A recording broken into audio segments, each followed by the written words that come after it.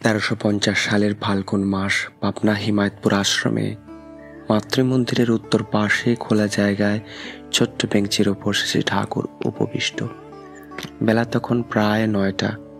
নানা কথাবার্তার মাঝে শ্রী শ্রী ঠাকুর হঠাৎ লেখককে লক্ষ্য করে বললেন, প্রত্যেক প্রতিষ্ঠানে নিজস্ব ইতিবৃত্তি থাকা খুবই দরকার। ভবিষ্যতের কর্মীদের পক্ষে তা পথের আলো। দেশভাগ ও দাঙ্গা হাঙ্গামা বাস্তুত্যাগের হেডিকে বাধ্য হয়েই খাতাখানা তখন গোড়ায় যারা ছিল তাদের খবরও আর কেউ পাবে না। তার সেই অমোঘ নির্দেশ মাথায় নিয়েই লেখক আমাদের উপহার দেন যাজন পথে নামক 3 খণ্ডের পুস্তক, যা অনেক দিন পাওয়া যাচ্ছিল না। পুনরায় তা প্রকাশিত হয়েছে চর্যাশ্রম প্রকাশন দ্বারা। আপনারা চাইলে সংগ্রহ করতে পারেন।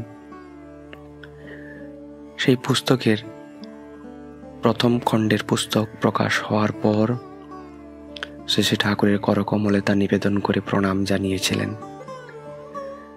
শেষে ঠাকুর তার বইটি খানিক নাড়াচাড়া করে পাশে শ্রদ্ধেয় প্রফুল্ল কুমার দাস তাকে হাতে দিয়ে বললেন, দেখ প্রফুল্ল, আজ এই যে সৎসঙ্গের ইতিবৃত্তি তৈরি হলো, ভবিষ্যৎ ইতিহাস একে ভিত্তি করেই হবে। সালটি ছিল 1360 বঙ্গাব্দের নববর্ষের উৎসব। নমস্কার, আপনারা শুনছেন মাস্টার উইদিনের পরিবেশনায় আদর্শের কথা অডিও সিরিজ, যা আমাদের প্রতি বুধবার Master Within Bengali Facebook channel ও মাস্টার উইদিন বেঙ্গলি ইউটিউব চ্যানেলটিতে সরাসরি সম্প্রচারিত হয়। আমাদের আজকের প্রবন্ধ সংগৃহীত হয়েছে সেই লেখক শ্রদ্ধেয় ত্রৈলোক্যনাথ চক্রবর্তী দাদার লেখা তাঁর কথা প্রবন্ধ থেকে। প্রবন্ধটি সংগৃহীত হয়েছে প্রিয় পরমের স্মৃতি সৌরভ গ্রন্থ থেকে। আমাদের আজকের প্রবন্ধ তাঁর কথা, ত্রৈলোক্যনাথ চক্রবর্তী। শ্রী শ্রী ঠাকুরের সহিত আমার শুভ সংযোগ 1327 সালের 1 জ্যৈষ্ঠ 15ই মে 1920 খ্রিস্টাব্দ শনিবার বিকেল প্রায় 4:30টায়। স্থান কুষ্টিয়ার মুক্তার অশ্বিনী কুমার বিশ্বাসের বাড়ি। গৃহস্বামী তখন বাড়ি ছিলেন না। কোনো প্রয়োজনে সেদিন সপরিবারে দেশের বাড়ি গিয়াছিলেন। আমায় সঙ্গে লইয়া যান স্থানীয় ডাক্তার শ্রী সতীশচন্দ্র জোয়ারদার। আমার বাড়ি ছিল ঢাকা সুশীলগঞ্জ মহকুমায় অবস্থিত লোহাগঞ্জ থানার পাইকরা গ্রামে। সেখানে হোমিও রিসার্চ ল্যাবরেটরি নামে আমার একটি দেশীয় ঔষধের কারখানা ছিল। ডাক্তার মহলে এ সকল ঔষধের প্রচারের জন্য আমাকে তখন বিভিন্ন জেলায় ঘুরিতে হইত। ভ্রাম্যমানের এই জীবনে সেবামূলক আরও একটি সংকল্প সাধনের পথ আমার খুলিয়া গেল। পাঠ্যাবস্থা হইতে অনুভব করিতাম যে আমাদের প্রচলিত শিক্ষা ব্যবস্থার মধ্যে এমন কিছুই নাই যাহাতে পাঠ সমাপ্তির পর ছাত্রেরা চাকুরির জন্য পরের দ্বারস্থ না হইয়া স্বাধীনভাবে নিজের পায়ে দাঁড়াইতে পারে। যেখানেই গিয়াছি প্রত্যেক হাই স্কুলের গণিত শিক্ষকের বেশিরভাগই দেখিয়াছি যে বিএসসি বা এমএসসি পাস, অথচ বৈজ্ঞানিক সুলভ উদ্ভাবনী বৃত্তির কোনো লক্ষণই তাহাদের মধ্যে নাই। সেজন্য ছাত্রদের মধ্যে উৎসাহ উদ্দীপনার বা আত্মনির্ভরতা সঞ্চার করা দূরে থাক, স্কুলমাস্টারের লভ্য সামান্য অর্থই তাহাদের জীবনের পরমার্থ হইয়া দাঁড়াইয়াছে। এরই সমাধান প্রয়াসে আমার পাকা রং প্রণালী নামক পুস্তিকার প্রণয়ন। বিদেশি রঞ্জক দ্রব্যের সাহায্য না লইয়া দেশীয় পদ্ধতিতে কিভাবে সুতি কাপড় রং করা যাইতে পারে তাহাই ছিল ইহার বিষয়বস্তু। কৌতূহল উদ্দীপনার ভিতর দিয়া ছাত্রদের মনে উদ্ভাবনী বৃত্তি জাগাইয়া তুলিতে এবং প্রকৃতিকে অনুসন্ধান করিয়া মানুষ কিভাবে ক্রমশ বিপুল বৈজ্ঞানিক শক্তির অধিকারী হইয়া উঠিল, তাহাই বক্তৃতা ও হাতে কলমের শিক্ষাদানের দ্বারা তাহাদের মনে রেখাপাত করিতে চেষ্টা করতাম। এই কার্যে আমার আত্মনিয়োগ 1324 সালে।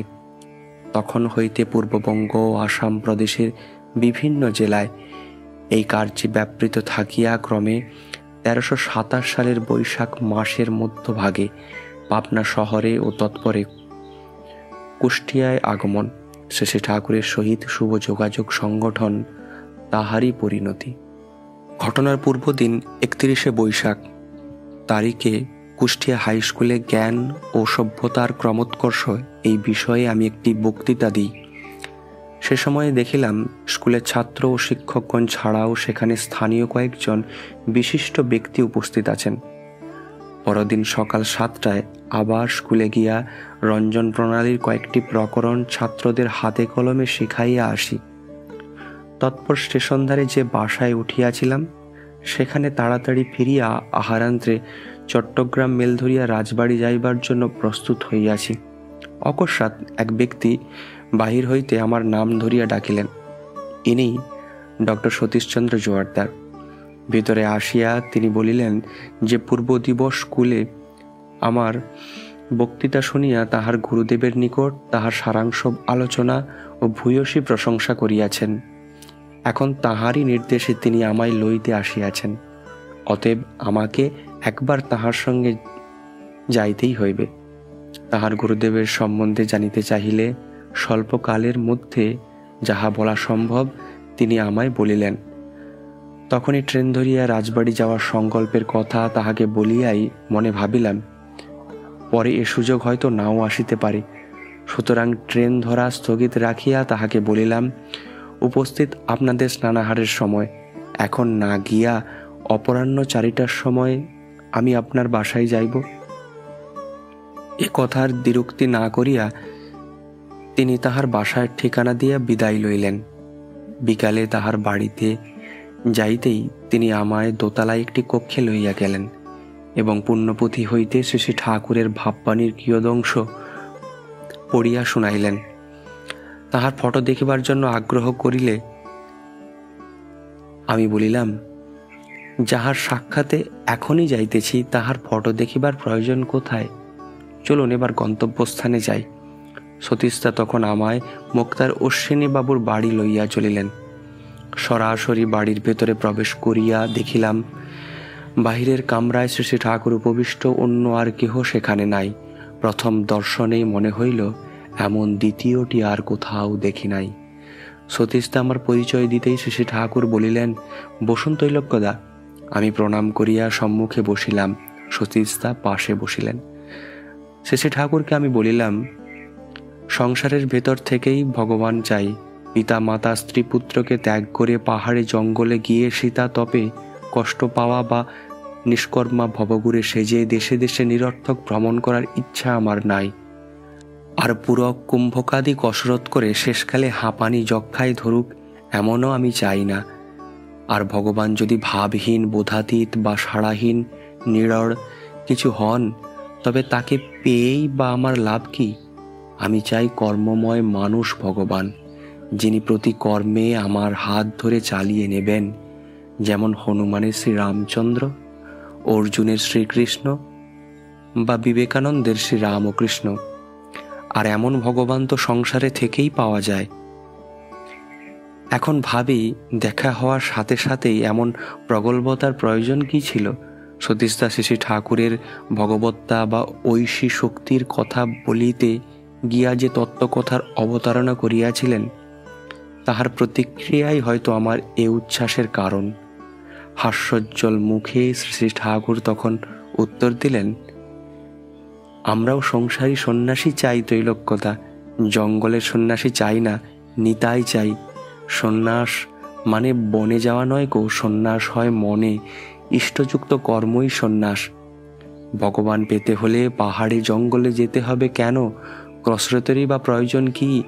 তিনি আছেন আপনার কাছেই, স্ক্রিনখানা একবার সরে গেলেই হয়। এখানেই আমার সন্দেহের নিরসন হলো। এই সময় একজন ভক্ত বছরের নতুন ফল কতকগুলি লিচু আনিয়া শ্রী ঠাকুরকে নিবেদন করিয়া গেলেন। তাহার অর্ধেক শ্রী ঠাকুর আমায় দিলে আমি তাহা পকেটে রাখিতে গেলাম, কিন্তু তাহার ইচ্ছা আমি সেখানে বসিয়াই সেগুলি খাই। সেজন্য সেরূপ ইঙ্গিত করিয়া নিজেও কয়েকটি লিচু ছাড়াইয়া মুখে দিলেন। ইহার পর তিনি হাত মুখ ধুইবার জন্য ঘরের বাহিরে কুয়ার পাড়ে গেলে আমাকেও নাম ধরিয়া ডাকিলেন। তিনি নিজে ঘটি করিয়া আমার হাতে জল ঢালিয়া দিতে উদ্যত হইলে আমি সসংকোচে বলিলাম যে আমি নিজেই জল ঢালিয়া লইতে পারিব। তখন তিনি যেরূপ অন্তরঙ্গ মধুর স্বরে বলিলেন, আপনি নিজে নেওয়াও যা, আমার দেওয়াও তাই। তাহাতে বুঝিলাম সকলের সহিত তাহার কত গভীর একাত্মতা বোধ।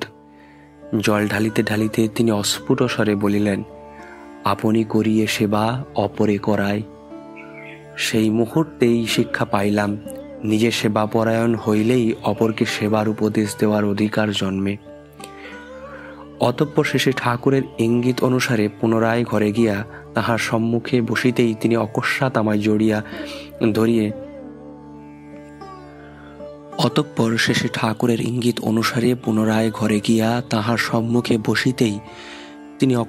ধরিয়ে জড়াইয়া ধরিয়া কোলে তুলিয়া লইলেন ও পরম আগ্রহে মুহুর্মুহু আমার মুখমণ্ডলে চুম্বন ও নাসিকাগ্র দ্বারা কপলদেশে বারবার স্পর্শ করিতে লাগিলেন। বহুদিন পরে হারানো সন্তানকে ফিরিয়া পাইলে স্নেহময়ী জননী যেমন আকুল উন্মাদনার সহিত আলিঙ্গনে আবদ্ধ করেন, কিছুতেই ছাড়িতে চান না, শেষে ঠাকুরও আমাকে সেই ভাবে ধরিয়া থাকিলেন। সে সময় আমার সর্বাঙ্গ পুলকিত করিয়া অভূতপূর্ব আনন্দের এক অপরিসীম অন্তঃপ্রবাহ ছুটিতে লাগিল, আর আমি যেন তার স্রোতধারায় নিমগ্ন হইয়া রহিলাম। এই অবস্থায় শ্রী শ্রী ঠাকুর তাহার শ্রীমুখখানি আমার কানের সন্নিকটে আনিয়া কয়েকবার নাম শুনাইলেন। প্রায় 10-12 মিনিট কাল তিনি আমায় দৃঢ় আলিঙ্গনে আবদ্ধ করিয়া রাখিয়াছিলেন। সে সময়ে তাহার শ্রীঅঙ্গ হইতে প্রচুর স্রেদ নির্গত হইতেছিল। আমি একটু প্রকৃতস্থ হইলে তিনি আমায় কোল হইতে নামাইয়া উভয় জানু মধ্যে রাখিলেন ও ভ্রুযুগল দ্বারা আমার দেহ বেষ্টন করিয়া রহিলেন। অতঃপর শব্দতত্ত্ব লইয়া শ্রী ঠাকুর যে প্রসঙ্গের অবতারণা করিলেন, তাহাতে মনে হইল কুষ্টিয়া হাই স্কুলে আমি পূর্বাহ্নে জ্ঞান ও সভ্যতার ক্রমোৎকর্ষ বিষয়ে যে আলোচনা করিয়াছিলাম, ইহা যেন তাহারই সার্থক সম্প্রসারণ। শব্দতত্ত্ব বিষয়ে বক্তৃতায় ছন্দেভ্য প্রথমে তো দ্বিসং বিবর্তিতং বাক্যপদীয় বেদের এই শ্লোক উল্লেখ করিয়া প্রমাণ করিয়াছিলাম।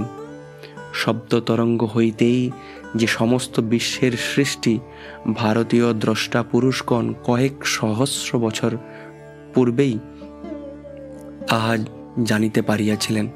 শেষে ঠাকুর আরও বুঝাইয়া দিলেন যে সাধন সহায়ে আমাদের মস্তিষ্ক কোষগুলিকে সাড়াপ্রবণ করিয়া তুলিতে পারিলে এই শব্দতত্ত্ব নিজের অনুভূতির আয়ত্তে আনিতে পারা যায়। ইহার পর তাহাকে অতি সংকোচের সহিত নিবেদন করিলাম যে এই নাম আমি পূর্বেই স্বপ্নাবস্থায় পাইয়াছি, এমনকি এই নামেরই মহিমায় আমি মৃতকল্প অবস্থা হইতে এক প্রকার পুনর্জীবনী লাভ করিয়াছি। শেষে ঠাকুরের আগ্রহে তখন আমি এই ঘটনা আনুপূর্বিক বিবৃত করিলাম। বিশ্বযুদ্ধের ঠিক পরেই ওয়ার ফিভার নামে পরিচিত এক সংক্রামক ব্যাধির আবির্ভাব ঘটে এবং তাহার কোনো প্রতিষেধক বা চিকিৎসা সে সময়ে জানা না থাকায় বহু লোক মৃত্যুমুখে পতিত হয়। 1325 সালের আশ্বিনের শেষ ভাগে আমিও এই নিদারুণ ব্যাধিতে আক্রান্ত হই। রোগের সূত্রপাতের কয়েকদিন পরেই মধ্যরাতে তীব্র পিপাসায় আমার জিহা আড়ষ্ট হইয়া গেল। দেহ হইতে অবিশ্রান্ত স্বেদ নির্গত ও উদর বায়ুতে পরিপূর্ণ হইয়া গেল। প্রচুর জল পানেও পিপাসার নিবৃত্তি হইল না ও শরীর ক্রমেই অবসন্ন হইয়া আসিতে লাগিল। এ রোগের এই অন্তিম লক্ষণগুলি আমার জানা থাকায় বুঝিলাম যে মৃত্যু আর বিলম্ব নাই। নিরুপায় হইয়া ভগবানে আত্মসমর্পণ করিলাম। তাহার পরেই তন্দ্রায় আচ্ছন্ন হইলাম। এই অবস্থায় স্বপ্ন দেখিলাম এক উজ্জ্বল কান্তিদিব্য পুরুষ সহসা আবির্ভূত হইয়া আমার মাথায় হাত রাখিলেন ও একটি মন্ত্র কানে দিয়াই অন্তর্ধ্যান করিলেন। তদবস্থা আপনা হইতেই অন্তর জপ চলিতে থাকিল ও তাহার প্রভাবে অতি অল্প সময়েই রোগের উৎকট অবস্থার আশ্চর্য পরিবর্তন দেখা গেল। নিদ্রাভঙ্গে শরীর অনেক সুস্থ বোধ করিলেও সেই নামের স্মৃতি অবচেতন অবস্থায় চলিয়া গিয়াছিল। এখন শ্রী শ্রী ঠাকুরের সংস্পর্শে আসিয়া ওই নাম পুনরায় স্মৃতিপটে জাগ্রত হইয়াছে। এ কথাও শ্রী শ্রী ঠাকুরের নিকট ব্যক্ত করিলাম যে অনধিক ২০ বৎসর পূর্বে আমার পিতামাতার মন্ত্রদাতার নিকট শক্তিমন্ত্র লইয়াছিলাম, কিন্তু দীর্ঘদিন অভ্যাসে কোনো ফল না পাওয়ায় তাহার উপর বিশেষ আস্থা ছিল না। তদুপরি অলৌকিকভাবে আমার এই রোগমুক্তির কথা বলায় তিনি যখন তাহার রোগবিকার বলিয়া উড়াইয়া দিলেন, তখন আমি তাহার প্রদর্শিত পদ্ধতি ত্যাগ করিয়া গীতার আদর্শে ভ্রুমধ্যে ওঙ্কার জপ ও তমাদিদেব পুরুষ পুরাণ অর্জুনের এই পুরুষোত্তম বন্দনা আমার নিত্য পূজার অঙ্গীভূত করিয়াছিলাম। তাহার নিকট ইহাও প্রকাশ না করিয়া পারিলাম না যে স্বপ্নলব্ধ নাম এ স্মৃতি লুপ্ত হইলেও স্পষ্ট অনুভব করিতে পারিলাম যেন এক অলৌকিক শক্তি অন্তরালে থাকিয়া সর্বদা আমার ভিতরে প্রেরণা দিতেছে। এই আবেগের অনুপ্রেরণা হইতেই কতকগুলি ভাব সঙ্গীত আমার মনে সততই জাগ্রত হইয়া ওঠে, সেগুলি যেন গীতারই ভাবেরই প্রতিচ্ছায়া। এ সকল আলোচনায় রাত্রি ৮টা বাজিয়া গেল। শেষে ঠাকুর আমায় ওখানে আহার ও রাত্রিবাস করিতে অনুরোধ করিলেন। বাসায় আমার খাবার প্রস্তুত আছে এবং এখানে থাকিতে হইলে সেখানে একবার খবর দেওয়া দরকার। এই কথা বলিয়া তখনকার মতো বিদায় লইলাম। যাওয়ার সময় তিনি নিকটে ডাকিয়া বলিয়া দিলেন, মাছ মাংস না খাওয়াই ভালো। সহকর্মী শ্রী শ্যামাচরণ চক্রবর্তী সবে আহার সারিয়া তামুক সেবন করিতেছিলেন। আমায় বাসায় ফিরিতে দেখিয়া সংকোচের সহিত বলিলেন, ক্ষুধা পাইয়াছিল, তাই আপনার খাবার তুলিয়া রাখিয়া খাওয়া সারিয়া লইয়াছি। ডাল তরকারি মাছ কিছুই খাইতে ইচ্ছা হইল না। মুষ্টিমেয় অন্ন দুধে ফেলিয়া কোনো রকমে উদরস্থ করিলাম ও বিদ্যুৎ বেগে অশ্বিনীদার বাড়ির উদ্দেশ্যে ছুটিলাম। আমার তখন সম্পূর্ণ তদ্ভাবাপন্ন অবস্থা। বাড়ির ভেতরে প্রবেশ করিয়াই দেখিলাম শ্রী ঠাকুর পূর্বোক্ত ঘরের বিছানায় শায়িত আছেন। আমায় দেখিয়া সেই শয্যারই এক পাশে বসিতে বলিলেন। আমি নির্দিষ্ট স্থানে বসিয়া বলিলাম, শুনেছি পরশমণির স্পর্শে লোহাও শোনা হয়। আজ আপনার সঙ্গে এক শয্যায় থাকলে যদি আমার মতো মানুষেরও চিত্তশুদ্ধি হয় তবে বুঝব কথাটা মিথ্যা নয়। সতীশদা এ কথা শুনিয়া আমায় আড়ালে ডাকিয়া নিয়া বলিলেন যে এ ধরনের কোনো বাসনা তাহার নিকট ব্যক্ত করা উচিত নয়। তাহার কথায় কর্ণপাত না করিয়া পুনরায় আমি শ্রী ঠাকুরের শয্যায় গিয়া বসিলাম। শ্রী ঠাকুরও তৎক্ষণাৎ তাহার কোলবালিশটি পাশে ঠেলিয়া দিয়া আমাকে তাহার পাশে শোয়াইয়া ফেলিলেন ও তাহার বাম হাতখানি আমার কাঁধে রাখিয়া কথাবার্তা বলিতে থাকলেন। রাত্রি 11টা পর্যন্ত এইভাবে আলোচনা চলিতে লাগিল। উদ্ভিদ জগতে ক্রসব্রিডিং দ্বারা যে অসংখ্য প্রজাতির সৃষ্টি হইতে পারে সেই বিষয় নিয়াই অধিক কথা হইয়াছিল। ভিতর বাড়ি হইতে একজন আসিয়া শ্রী ঠাকুরকে খাইতে ডাকিলেন। তিনি আমায় ওই বিছানায় শুইয়া থাকিতে নির্দেশ দিয়া চলিয়া গেলেন। এই ঘটনায় আমি চমৎকৃত হইলাম। বুঝিলাম তিনি বাঞ্ছা কল্পতরু, অন্তর্যামী। বারান্দায় শ্রী ঠাকুরকে আহারে বসানো হইয়াছে। কথাবার্তা যাহা ঘরের ভেতরে ভাসিয়া আসিতেছে তাহাতে বুঝিলাম যে সেখানে আরও ভক্ত সমাগম হইয়াছে। তাহাদের মধ্যে মায়েরাও আছেন। প্রশ্নোত্তর হাস্য পরিহাস সমানে চলিতেছে। শায়িত অবস্থায় উৎকর্ণ হইয়া আমি সবই শুনিতেছি। রাত্রি অনুমান 1টা পর্যন্ত এইভাবেই চলিল। তাহার পর সব নিস্তব্ধ। বুঝিলাম শ্রী ঠাকুর শয়ন করিয়াছেন ও ভক্তরা সকলে বিদায় লইয়াছেন। 1327 সালের 2রা জ্যৈষ্ঠ রবিবার প্রত্যুষে উঠিয়া হাত মুখ প্রক্ষালনের পরে শ্রী ঠাকুরের নিকটে গেলাম। বারান্দায় শয্যাপুরী উপবিষ্ট হইয়া তিনি তখন তামুক সেবন করিতেছেন। আশেপাশে কয়েকজন ভক্ত কথাবার্তায় ব্যাপৃত। সেখানে দাঁড়াইতেই তিনি জিজ্ঞাসা করিয়া জানিয়া নিলেন রাত্রে ঘুম হইয়াছিল কিনা ইত্যাদি।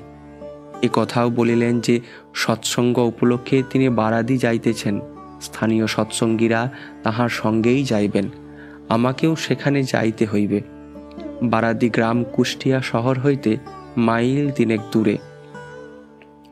সেখানকার ডাক্তার শ্রী গোপেন্দ্রনাথ সাহা, ইনি খোকা ডাক্তার নামেই বিশেষ পরিচিত। তার নিকট হইতে ঘোড়ার গাড়িসহ লোক আসিয়াছে শেষে ঠাকুরকে সেখানে লইয়া যাইবার জন্য। শেষে ঠাকুর সহ কয়েকজন ওই গাড়িতে রওনা হইলে আমি বাসায় ফিরিয়া সহকর্মী শ্যামাচরণ দাকে জানাইয়া কুষ্টিয়া হইতে ট্রেন ধরিলাম। পরবর্তী স্টেশন জগতী হইতে খোকা ডাক্তারের বারাদি বাড়ি অতি সন্নিকটে। সৎসঙ্গীদের মধ্যে অনেকেই আশ্রমের ডাক্তার হরিপদ সাহাদাকে জানেন। শেষে ঠাকুরের নিত্য সেবায় যাহারা নিযুক্ত ছিলেন, খোকা ডাক্তারের ভ্রাতুষ্পুত্র এই হরিপদ সাহা তাহাদের অন্যতম। বারাদিতে এই সাক্ষাতের 2-3 বৎসর পরেই তিনি হিমায়তপুর আশ্রমে চলিয়া আসেন। তিনি তখন পূর্ণ যৌবন ও প্রচুর বিষয় সম্পত্তির অধিকারী। এই বয়সে ওই প্রলোভন এড়াইয়া ইষ্টার্থে আত্মদান যে অটুট অনুরক্তির পরিচয়, তাহাতে আর সন্দেহ নাই। ওখানেই পূজ্যপাদ সতীশচন্দ্র গোস্বামীর সহিত আমার প্রথম পরিচয়। ইনি প্রভুপাদ অদ্বৈত গোস্বামীর বংশধর, উপাধি বিদ্যারত্ন, নিবাস পাবনা টাউনের সংলগ্ন শালগাড়িয়া গ্রাম। শুনিতে পাইলাম খোকা ডাক্তারের পূর্বপুরুষগণ অদ্বৈত বংশেরই মন্ত্রশিষ্য। সেই সূত্রে বর্তমানে ওই পরিবারেই সকলেই গোসাইদার শিষ্য।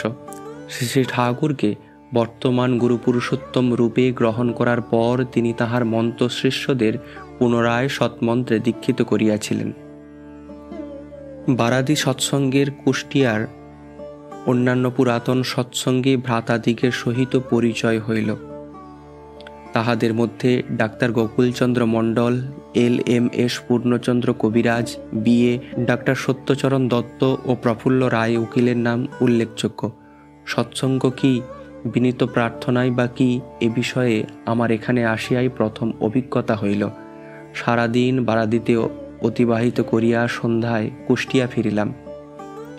পরদিন প্রাতে শ্রী ঠাকুর দর্শনে অশ্বিনীদার বাড়ি গেলে সতীশদা আমার দীক্ষার কথা উত্থাপন করিলেন। শেষে ঠাকুর তদুত্তরে বলিলেন, দীক্ষা হয়ে গেছে, এখন অশ্বিনীদার সাথে আলাপ করলেই হয়।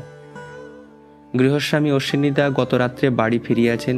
তিনি নাম ধ্যান তৎসহ জীবন্ত সদ্গুরুর প্রয়োজনীয়তা সম্বন্ধে আলোচনা আরম্ভ করিলে কথার পৃষ্ঠে আমি বলিলাম, যোগশাস্ত্রের বিধি অনুযায়ী ভ্রুমধ্যে বহুদিন ওঙ্কার জপ করিয়া কোনো ফল পাই নাই। এখন বুঝিয়াছি সদ্গুরুর নির্দেশ ছাড়া অযোগ্য লোকের উপদেশ বা অনুমানের উপর ভিত্তি করিয়া কোনো কিছু করিলে কাজ হয় না। আর সদ্গুরু বা নামী পুরুষের ধ্যান যে জপের সহায়ক, তাহাতেও কোনো সন্দেহ নাই।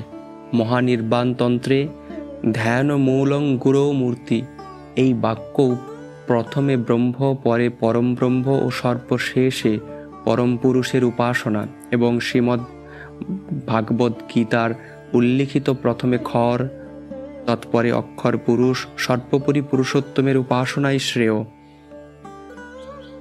এই উক্তিগুলি আমার মনে হয় একই অর্থ সূচিত করে।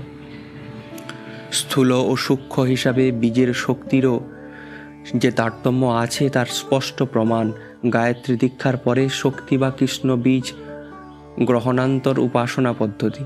সৎনাম যে সর্বোচ্চ ও সমস্ত বীজের আদি, সে সম্পর্কে কোনো প্রশ্ন নাই, বা এই সাধনা যে সর্বোৎকৃষ্ট ও সম্পূর্ণ নিরাপদ, এ বিষয়েও আমার কোনো দ্বিধা নাই। এসব আমার নিজস্ব অনুভূতির কথা। শেষে ঠাকুরের দিব্য সংস্পর্শের পর ইহা জানিতে পারিয়াছি। অশ্বিনীদার সহিত আলোচনার পর শেষে ঠাকুরের কাছে আসিলাম ও তাহা সংক্ষেপে বলিলাম। পরে বাড়ি ফিরিবার কথা উত্থাপন করায় তিনি বলিলেন, আমি যে কয়দিন কুষ্টিয়া আছি, আপনিও সে কয়দিন থাকুন। আমি আরও 3 দিন তাহার সান্নিধ্যে অতিবাহিত করিলাম। চতুর্থ দিনে শ্রী ঠাকুর কুষ্টিয়া হইতে হিমায়তপুর রওনা হইলে বহু ভক্ত স্টিমার ঘাটে গিয়া উপস্থিত হইলেন। আমিও তাহাদের সঙ্গে গেলাম। স্টিমারে উঠিবার সময় শ্রী ঠাকুর সাদরে আমার গলা জড়াইয়া ধরিয়া যত শীঘ্র সম্ভব আশ্রমে আসিতে বলিলেন। তিনি স্টিমারে আহরণ করিলে আমি নির্বাক হইয়া সাশ্রু নয়নে তাহার দিকে চাহিয়া রহিলাম ও স্টিমার অদৃশ্য হইবার পর বাসায় ফিরিলাম। কলিকাতার দিক হইতে মেল ট্রেন আসিয়া পৌঁছিলে আমি ও শ্যামাদা গাড়িতে উঠিলাম ও পরদিন 10টায় আমরা পাইকরা গ্রামে পৌঁছিলাম। উহা ছিল আমার পৈতৃক ভদ্রাসন বসতবাটি ও জন্মস্থান। বাড়ি ফিরিয়া প্রণামান্তে মাকে জানাইয়া রাখিলাম তাহার রাঁধা নিরামিষ অন্নই গ্রহণ করিব। একজন বিচক্ষণ ডাক্তার আমাকে আমিষ আহার করিতে নিষেধ করিয়াছেন। মা কোনোই আপত্তি করিলেন না। খাওয়ার সময় গৃহিণী বলিলেন, তুমি যেন আর আগের মানুষ নেই, একেবারে বদল হয়ে এসেছ। আমিও হাসিয়া বলিলাম, যা বলো তা ঠিকই। ব্রহ্মজ্ঞ পুরুষের নিকট দীক্ষা প্রাপ্তি মাত্রই দেহ ব্রহ্মময় হয়, সর্বশাস্ত্র অধিকার জন্মে।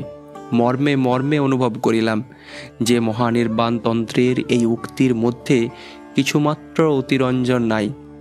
আহারান্ত্রে শয়ন করিলাম, কিন্তু নিদ্রায় কিছুতেই আসিতেছে না। তীব্র অস্বস্তি বোধ করিতেছি, আর জানালার ফাঁক দিয়া মাঝে মাঝে লক্ষ্য করিতেছি রৌদ্রের তেজ কমিল কিনা। শেষে অতিষ্ঠ হইয়া পুষ্করিণীর ধারে গাছতলায় গিয়া বসিলাম ও সম্মুখে মাঠের দিকে তাকাইয়া রহিলাম, বন্ধুবর শরৎবিহারী নন্দী আসিতেছে কিনা। দেওঘরে সৎসঙ্গ হাসপাতালের তত্ত্বাবধায়ক প্যাথোলজিস্ট ডাক্তার গোকুল বিহারী নন্দী সকলেরই জানা। শরদ্দা ইহারি পিতা ও আমার আবাল্য সুহৃদ্র। আমাদের মধ্যে সমতানতা থাকায় আমরা প্রায়ই মিলিত হইয়া সদালাপ ও সদ্গ্রন্থাদি পাঠ করিতাম। আমরা এই বিশ্বাসে উপনীত হইয়াছিলাম যে সদ্গুরু ছাড়া সৎমার্গে অগ্রসর হওয়া যায় না। সুতরাং আমাদের মধ্যে এরূপ চুক্তি ছিল যে একজন সদ্গুরুর সন্ধান পাইলেই অপরকে তাহা জানাইতে হইবে।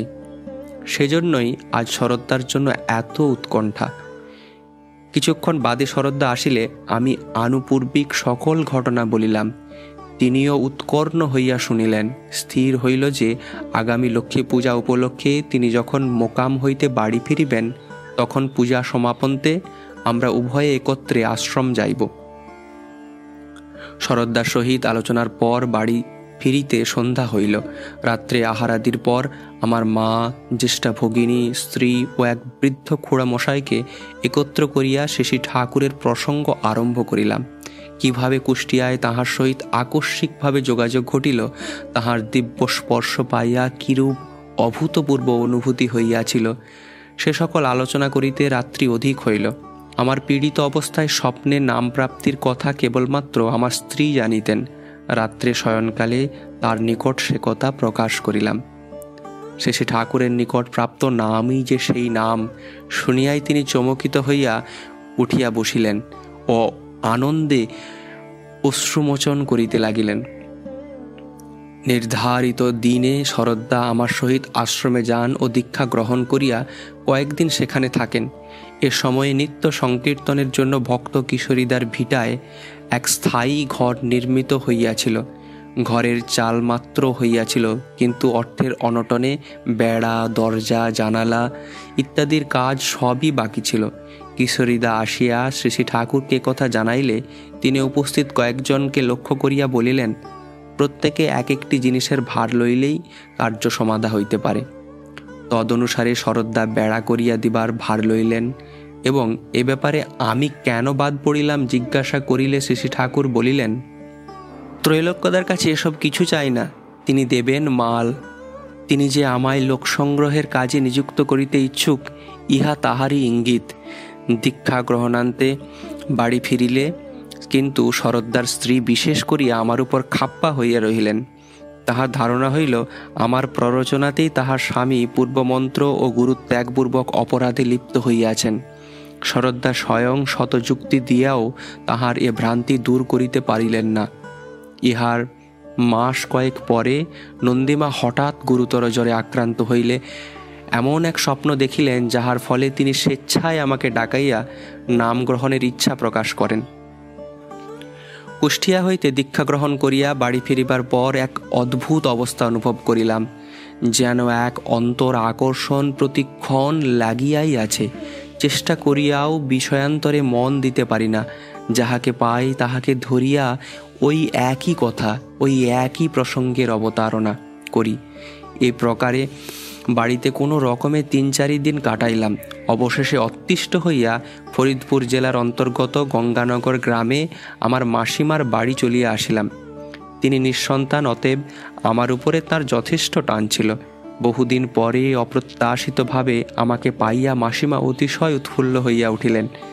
জ্যৈষ্ঠ মাস, বাড়ির গাছ আম কাঁঠালে পরিপূর্ণ। দুধ, ক্ষীর ও রাজভোগ ইত্যাদিও নিত্য চলিতে লাগিল। দীর্ঘদিন তাহার নিকট যাহাতে থাকি সেই চেষ্টা ওর অবধি নাই। কিন্তু কিসে আমি খুশি হইব এ নিয়াই মাসিমা সর্বদা ব্যস্ত। আমার কিন্তু ওসব কিছুই ভালো লাগিতেছে না। সপ্তাহকাল ওখানে থাকিয়া পুনরায় বাড়ি ফিরিলাম। বাড়িতেও মন টিকল না। স্বগ্রামবাসী হেডমাস্টার শ্রী সতীশচন্দ্র বন্দ্যোপাধ্যায়ের বিএ মহাশয়কে সঙ্গে লইয়া ৩-৪ দিন পরে আশ্রমে রওনা হইলাম। কুষ্টিয়া ঘাট স্টেশন হইতে শেষ রাতে স্টিমার চাপিয়া প্রত্যুষে যখন বাজিতপুর ঘাটে নামিলাম, তখন সবে সূর্যোদয় হইয়াছে। আশ্রমের ভেতর প্রবেশ করিতেই দেখিলাম শ্রী শ্রী ঠাকুর পদ্মা তীরে বাবলা গাছের তলায় দাঁড়াইয়া আছেন। আমাকে দেখিয়াই তিনি সহোৎসাহে ত্রৈলোক্যদা বলিয়া সম্বোধন করিলেন ও প্রণাম করিবার পূর্বেই আলিঙ্গনে আবদ্ধ করিলেন।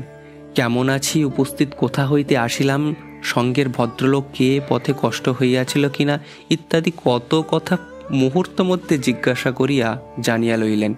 তাহার পর আমাদের লইয়া নিকটস্থ একটি দোচালা টিনের ঘরে প্রবেশ করিলেন।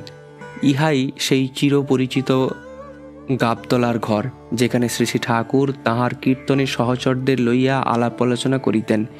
কিছুক্ষণ পরে জননী মনমোহিনী দেবী আসিলে তাহাকে প্রণাম করিলাম। পরে অনন্ত মহারাজ, কিশোরী দা, সুশীল দা ও নফর দা আসিয়া উপস্থিত হইলে তাহাদের সহিত পরিচয় হইল।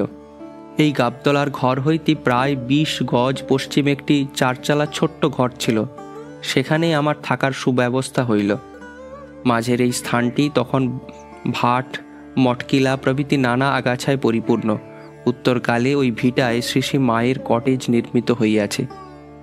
সেই সময়ের কথা বলিতেছি, তখন আশ্রম বলিতে পদ্মা তীরবর্তী ওই দুখানি টিনের কুটুরি ও সেখান হইতে অনুমান ১০০ গজ ব্যবধানে ঠাকুর পরিবারের টিনের বসতবাড়ি। এই অন্তর্বর্তী স্থানটি সে সময় বাবলা গাছের জঙ্গল ও আগাছায় পূর্ণ ছিল। শিয়াল, সজারু, বরাহ, বাঘডাঁসা প্রভৃতি জন্তু সেখানে দিনের বেলাতেই স্বচ্ছন্দে ঘুরিয়া বেড়াইত। রাত্রে মাঝে মাঝে বাঘের ডাকও শোনা যাইত।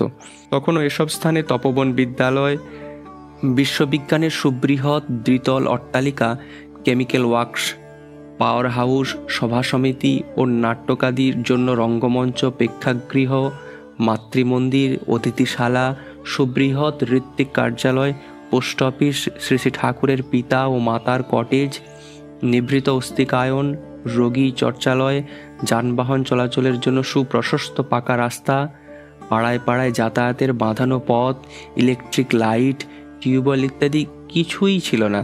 শ্রী শ্রী ঠাকুরের বসতবাটি হইতে তপবন পর্যন্ত যাইতে হইলে অসংখ্য বাঁশঝাড় ও জঙ্গল অতিক্রম করিতে হইত। আর এই বাকি গ্রামের অবস্থা যে কি ছিল, বর্ণনাটুকু হইতেই সহজেই অনুমেয়। পরবর্তীকালে আগত ব্যক্তিরা তখনকার অবস্থা কল্পনাও করিতে পারিবেন না। পদ্মা স্নানান্তে আমরা আহার করিতে শ্রী শ্রী ঠাকুরের বসত বাটিতে গেলাম। তখন আনন্দবাজার নামে ভোজনালয়ের ব্যবস্থা হয় নাই। অভ্যাগত সকলে ঠাকুর বাড়িতেই আহার করিতেন। অন্দরমহলে কূপ সংলগ্ন উত্তর ভিটায় যে টিনের ঘর ছিল, তাহারই বারান্দায় বসিয়া আমরা আহার করিলাম। পরে আশ্রমে অন্যান্য গৃহাদি হইলে সেক্রেটারি শ্রদ্ধেয় বঙ্কিম রায় তাহার মাতা ও ভগিনী সহ এই গৃহে থাকিতেন। তৎকালে আশ্রমবাসী বলিতেছিল মাত্র 6 জন। অপর ভক্তরা আশেপাশের গ্রাম হইতে সুবিধামতো শ্রী শ্রী ঠাকুরের সঙ্গ করিতে আসিতেন। শ্রী শ্রী ঠাকুর আমাদের ছাড়িয়া প্রায়ই থাকিতেন না। তাহার ব্যবহারও ছিল বালগোপাল তুল্য মধুর। কখনো কাহারও কোলে বসাইলেন, কাহারও বা হাঁটুর উপর শুইয়া পড়িলেন, কখনো বা সাদরে কাহারও গলা জড়াইয়া কথা বলিতে লাগিলেন, কখনো কাহাকে চুম্বন, নাসিকাগ্র দ্বারা স্পর্শন, কাহাকেও বা কোলে তুলিয়া লইয়া নর্তন ইত্যাদি কত যে লীলাভিনয়, অঙ্গে তেল মাখাইয়া পদ্মায় স্নান, কত যে লীলা অভিনয় করিলেন তাহা বলিয়া শেষ করা যায় না। এখনও দেখিয়াছি স্বহস্তে ভক্তদের অঙ্গে তেল মাখাইয়া পদ্মায় স্নানের সময় গাত্রমর্দন ও স্নানান্তে স্বহস্তে জুতা পরাইয়া দিয়াছেন। এখন অনেকে হয়তো এই সমস্ত বিবরণ শুনিয়া বিস্মৃত হইবেন, কিন্তু তৎকালে যাহারাই তাহার সংস্পর্শে আসিয়াছেন তাহারাই এই লীলারস উপভোগ করিয়াছেন। শেষে ঠাকুরের সহিত যতই মেলামেশা করিতেছি, টানও তার প্রতি তত অধিক হইতেছে। খানিক চোখের আড়াল হইলেই যেন ভালো লাগে না। তখনই উঠিয়া যাই তাহাকে খুঁজিবার জন্য, কোথায় কোন দিকে ঠাকুর। আবার আমি যে পথে যাইতেছি সে পথের মাঝেই হয়তো দাঁড়াইয়া আছেন, বা সে পথ ধরিয়া আগাইয়া আসিতেছেন। ঘরে বসিয়া হয়তো তাহার কথা ভাবিতেছি, সহসা তিনি নিজের সেখানেই আসিয়া উপস্থিত। তাহার এই আনাগোনা, হাসি, চাহনি এতই মিষ্টি লাগিত যে মুহূর্তের বিচ্ছেদ অসহনীয় মনে হইত। জনম জনম হাম রূপ নেহারেণু নয়ন না তিরুপিত পেহেল, বা প্রতি অঙ্গ লাগে কাঁদি প্রতি অঙ্গ মোর। বৈষ্ণব কবির এই পদগুলি যে বাস্তব অনুভূতির বিষয়, ইহাতে আর কোনো সন্দেহ রহিল না। সেই সঙ্গে গাছপালা, মাটি, আকাশ যে দিকেই দৃষ্টি পড়ে তাহাতেই যেন এক নতুন প্রতীতি। সে যেন এক নিরবচ্ছিন্ন নেশার মতো। জাগ্রত অবস্থায় যেন স্বপ্নবৎ, আর নিদ্রা অবস্থা যেন জাগ্রত, এই রূপ বোধ হইত। সেই সঙ্গে চলিতে ফিরিতে, স্নানে, আহারে, নিদ্রা, জাগরণে নাম যেন স্বপ্নবৎ চলিতে থাকিত। এই ভাব মূর্ছনার কালে একদিন শেষ রাতে ধ্যানে বসিয়াছি। অকস্মাৎ শিহরণ, সর্বাঙ্গ কম্পন, অতঃপর কম্পনের তীব্রতা ও সমুদয় গাত্রের উলম্ফন, তদন্তর শিরা, উপশিরা ও স্নায়ুমণ্ডলের তুমুল প্রকম্পন ইত্যাদি কত কাণ্ড যে পরপর ঘটিয়া গেল তাহার যথার্থ বর্ণনা দেওয়া লেখনীর অসাধ্য। সে সময়ে অন্তরে যে অপরিসীম আনন্দের সঞ্চার হইয়াছিল তাহা কেবল উপভোগেরই অনুভবগম্য, অন্যের নিকট কল্পনারও অতীত। মনে হয় ইষ্টানুরাগ সম্বলিত নাম ধ্যানের প্রভাব হইতেই এই প্রকার অবস্থার অভ্যুদয়। শুনিয়াছি কুলকুণ্ডলিনী শক্তি জাগ্রত হইলে এই সকল লক্ষণ উপস্থিত হয়, এবং প্রাণধারায় ঊর্ধ্বগতি হইতেই ওই প্রকার কম্পনের সৃষ্টি। এই ঘটনার পর বস্তুবোধ ও তদ্বিষয়ক জ্ঞানীর যেন আকাশ পাতাল তারতম্য হইয়া গেল। পূর্বে যাহা দূরদিগম্য ছিল এখন তাহা সহজ হইয়া গেল। মস্তিষ্ক কোষগুলি যেন পূর্বাপেক্ষা সতেজ ও সূক্ষ্ম ছাড়াপ্রবণ হইয়াছে, ইহা যেন নিজেই বোধ করিতে লাগিলাম। একবার আশ্রমে থাকার কালে শ্রী শ্রী ঠাকুর আমাদের দোচালা ঘরে আসিয়া কথাবার্তা বলিতেন। কখনো বা গভীর ভাবরাজি কোমল মধুর কণ্ঠে গান গাহিয়া প্রকাশ করিতেন। তিনি কখনো সম্পূর্ণ গান গাহিতেন না, দু এক ছত্রেই সমগ্র ভাবের অভিব্যক্তি হইত। মুগ্ধ আমি উৎকর্ণ হইয়া শুনিয়া যাইতাম, ও সেই আবেশে আমার চক্ষু হইতে অবিশ্রান্ত অশ্রু নির্গত হইত, আর আমিও যেন গানের ছন্দে ছন্দে মিশিয়া যাইতাম। নিত্য নতুন ভাবের সে পরিপূর্ণ আশ্রমের এই ছন্দবদ্ধ দিনগুলি যেন আনন্দ উপভোগের মধ্য দিয়া অতিবাহিত হইতেছিল, তাহার তুলনা নাই। উত্তরকালে সে স্থানে ঋত্বিক কার্যালয়ের দীর্ঘ দালান নির্মিত হয়। সে স্থান তখন ছিল জঙ্গলাকীর্ণ। মাঝে মাঝে কিছু জমি পরিষ্কৃত করিয়া বসান ছিল কয়েকটি বাঁশের মাচা। সেই স্থানেই ছিল আমাদের নিত্য দৈনন্দিন আলোচনার আসর।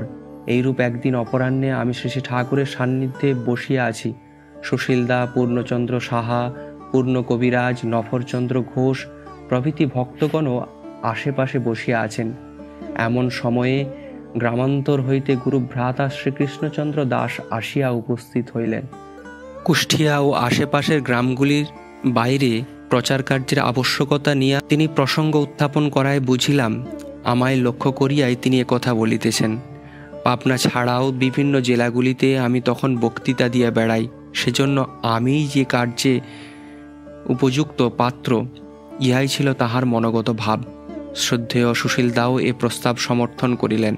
উত্তরে আমি বলিলাম, সৎসঙ্গে আমি একজন নতুন আগন্তুক, কিছুটা জেনে বুঝে খানিকটা পাকা হইলেই হয়তো আমাকে দিয়ে কিছু কাজ হতে পারে। শেষে ঠাকুর আমার এ কথায় উদ্দীপ্ত হইয়া বলিয়া উঠিলেন, আগুন তো ধরানো হয়ে গেছে, এখন লেগে গেলেই হয়। হনুমানের মতো লেজে মুখ পুড়ে ছাই হয়ে গেলেও লঙ্কা জয় করা চাই। একবার কাজে লেগে দেখুন তো ত্রৈলোক্যদা, পারেন কিনা। সেদিন ছিল ইংরেজির 1920 সালের 21শে জুন সোমবার। নত হইয়া শ্রী ঠাকুরের এই আদেশ শিরোধার্য করিলাম ও নিয়ত কর্মীরূপে তাহার ভাবধারা যাজন ও বিস্তারের আত্মনিয়োগের জন্য বদ্ধপরিকর হইলাম। নমস্কার, আপনারা শুনলেন মাস্টার উইদিন বেঙ্গলির পরিবেশনায় অডিও সিরিজ আদর্শের কথা। আজকের প্রবন্ধ তার কথা। আজকের এই প্রবন্ধটি আপনাদের কেমন লাগলো অবশ্যই আমাদের কমেন্ট করে জানাবেন। এই রকম আরও অডিও সিরিজ ও ভক্ত পার্শ্বদের স্মৃতিকথা শোনবার জন্য অবশ্যই যুক্ত থাকুন মাস্টার উইদিন বেঙ্গলির বুধবারের ব্রডকাস্টটিতে। সুস্থ থাকুন, ভালো থাকুন, ইষ্টময় জীবন কাটান, এই আবেদন জানিয়েই আজকের এই পর্ব শেষ করছি। পরবর্তী পর্বে আপনাদের সাথে দেখা হবে আরও একটি নতুন এপিসোডে।